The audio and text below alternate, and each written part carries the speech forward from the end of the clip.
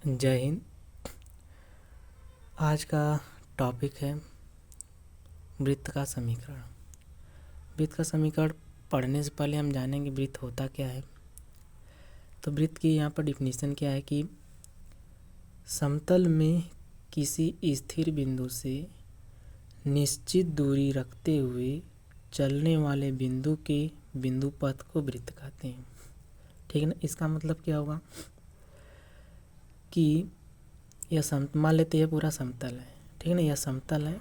ठीक, इस पर कोई निश्चित बिंदु से रखते हुए मतलब डिस्टेंस क्या होना चाहिए आपका, निश्चित होना चाहिए, और वहाँ से क्या होना चाहिए, बिंदु आपका फिक्स होना चाहिए।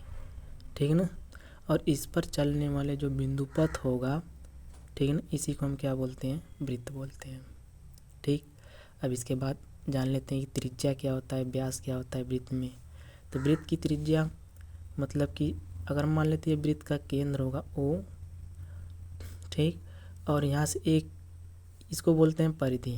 ठीक है ना। मतलब वृत्त के केंद्र से परिधि की जो बीच का डिस्टेंस होगा उसी को हम क्या बोलते हैं, त्रिज्या। तो इस वृत्त में हम देखेंगे त्रिज्या क्या होता है।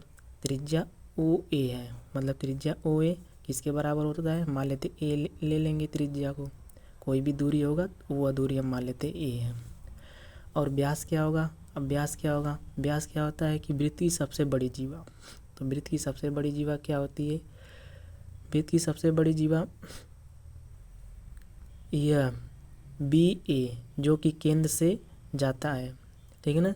इसे हम बोलते हैं वृत्त की सबसे बड़ी जीवा। और जो व्यास होता है यहाँ से लेकर यहाँ तक B हो गया, और जो त्रिज्या होता है व्यास का आधा होता है। तो त्रिज्या हम यहाँ से भी निकाल सकते हैं। ठीक है ना। ये जो व्यास होगा इसका आधा क्या होगा, त्रिज्या होगा। ठीक है। अब हम आगे बात करेंगे वृत्त के समीकरण के बारे में।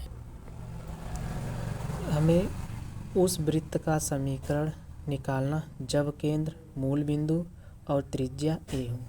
मूल बिंदु का मतलब आप लोग जानते होंगे क्या होता है। यह मान लेते y एक्सिस है, यह मान लेते क्या है, x एक्सिस है। ये दोनों जहाँ पर कटेगा इसी को क्या बोलते हैं, मूल बिंदु। आपको पता है कि मूल बिंदु का निर्देशांक क्या होता है, 0 0 होता है। ठीक है। तो उसके लिए समीकरण क्या होता है, वृत्त का समीकरण x² + y² बराबर A²। ये चीज़ याद रखिएगा, जब मूल बिंदु हो और त्रिज्या आपको दिया हो A, इसके लिए समीकरण क्या होगा, x² + y² बराबर A²।